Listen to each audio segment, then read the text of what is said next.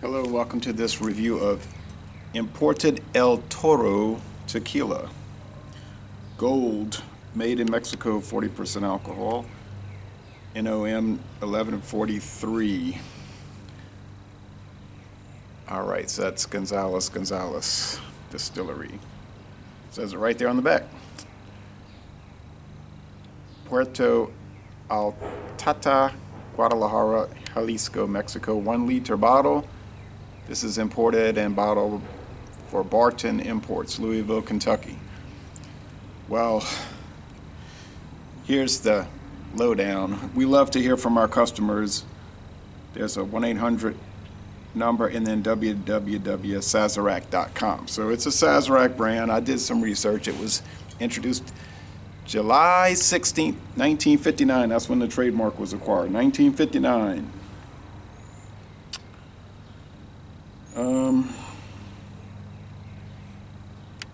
So we're going to check it out. Apparently it won a silver medal at the 2014 San Francisco World Spirits Competition. Just goes to show you. Now, how much was this bottle? I bought this liter bottle at Savannah Discount, and it was $7.99 for 1 liter. Okay.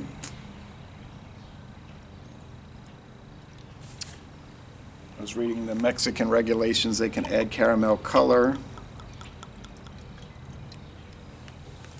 It has to be at least 51% blue agave. The other fermentable sugars can make up, obviously, 49%. So this is a mixed toe.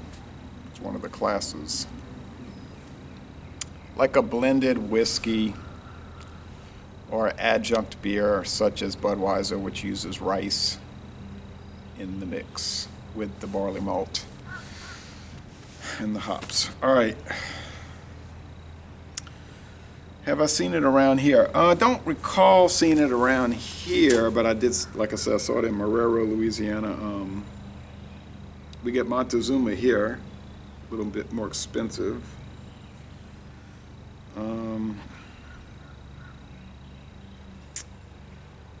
I bought the Tijuana in Marrero also, but at a different store called Discount Depot. But apparently El Toro is pretty common. A lot of websites like Specs in Texas carrying it, and there are a few video reviews. So it's very light gold. Okay. May have been blended with some aged tequila, maybe aged 3 months or something, but it's not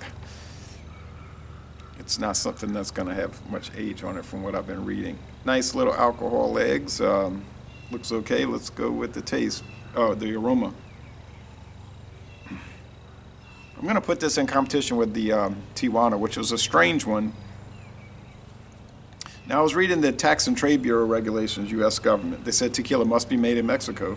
I was assuming that Tijuana may be made from Louisiana-produced blue agave because I got to check on that. I'm not too sure about that one. It had no NOM, or people call it NOM, Mexican official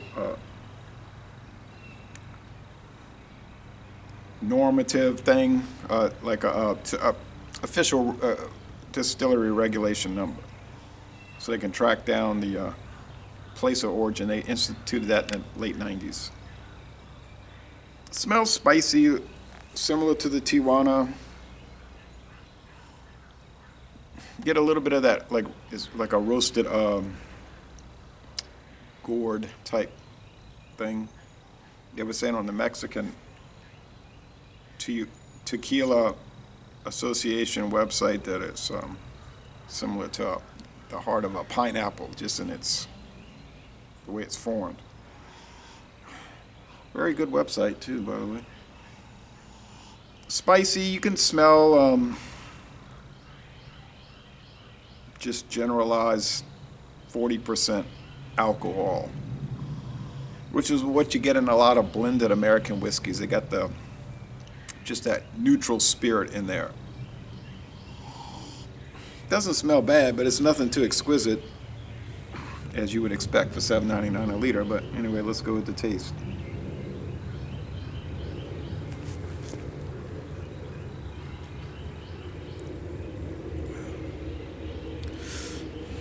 it's like a mix. It's a mixed dough, and it's a mix. Get by, like two flavors riding alongside, and it's about 50-50. That makes sense, about 50-50. About 50% is a peppery spice.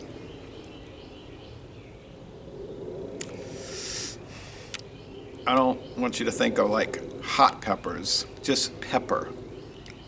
Not necessarily unlike black pepper, but definitely not that. It's just a peppery spice.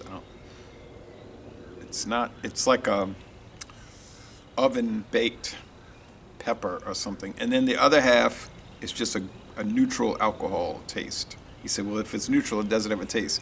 I know, I understand that, but just have that, you understand that alcoholic beverage flavor, a 40% alcohol flavor.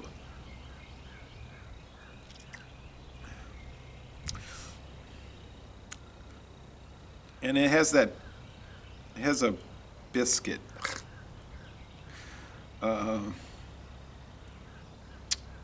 said this with the Tijuana, that did have an NOM number, but I think it was from Gonzalez, but they're sourcing to, well, that's Sazerac's people. But they, I think Luxco uses them too. But it had like a biscuit or even Triscuit, which is those crackers, the wheat weaved, I think. It's hard to describe, but it has that. It definitely has that. The body's low medium, and the finish is on the dry side, heading more over on the dry end. It's not sweet. Am I going to be able to tell this apart from the Tijuana in a blind taste test? I don't know. It'll be tough because they're very similar, but they said that the bottle of Tijuana says with natural flavors. So I don't know what they're using. Oh yeah, they were saying on the Mexican website they said they could use like agave extract sort of things, just like a flavoring, and oak extract. I know they use that in some American blended whiskeys. And there was some other kind of extract, so they can use these. They're allowed to use those flavorings. So anyway, I guess the Tijuana is legit, but I don't know why it didn't have that normative Organización Mexico or whatever NOM number from Mexico on it. How would I score this? It's sort of a mixed bag, but not. There's nothing bad on it, so there's no way it could be a D or an F. F would be undrinkable, and a D would be it just tastes bad. But certainly none of those, neither one of those. So that gives us three options left: C, B, or A. Average, good, or excellent.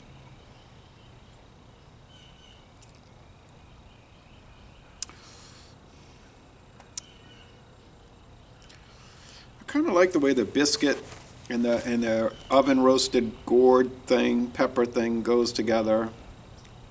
Think of like an avocado heart. Not an avocado, an artichoke heart. Might choke Arta, but it won't choke me. But of course the artichoke hearts, they're so soft. There's no crunchiness with those when they're cooked. I guess when they're raw, they may be though.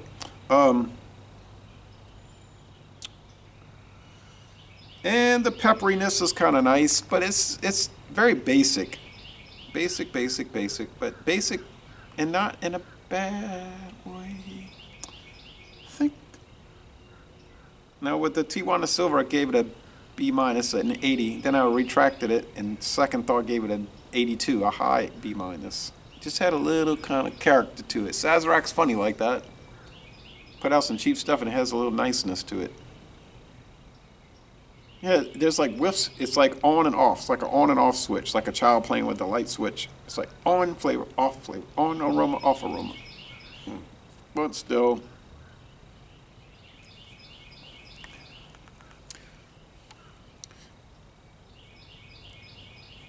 I'm gonna go with. I don't even remember what I gave that Tijuana Gold. I really don't remember. It was last week, and I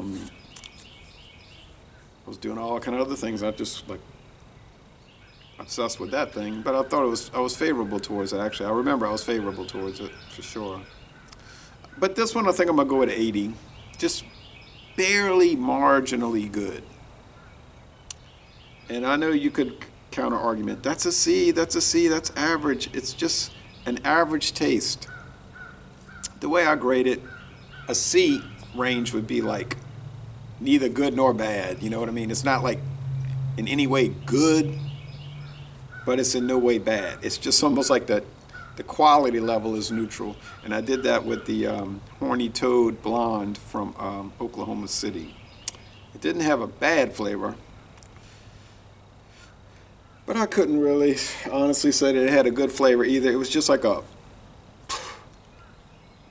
nothing flavor. This one does have the tiniest little tipping point into good, but like I say, tiniest little. It's up to you. If you want to buy a liter of El Toro tequila since 1959, used by many bars to sell you overpriced mixed drinks, of course. I like this description. El Toro Gold is distilled in small batches. Oh yeah? To mellow its feisty character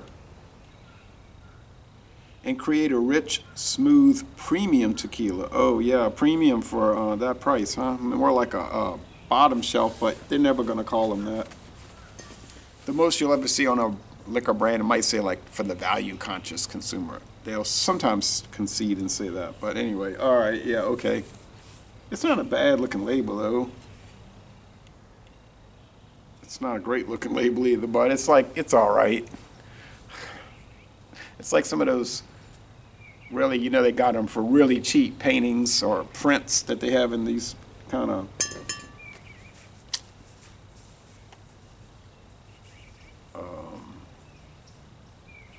lower grade Mexican restaurants, I guess, but some of them have fabulous food.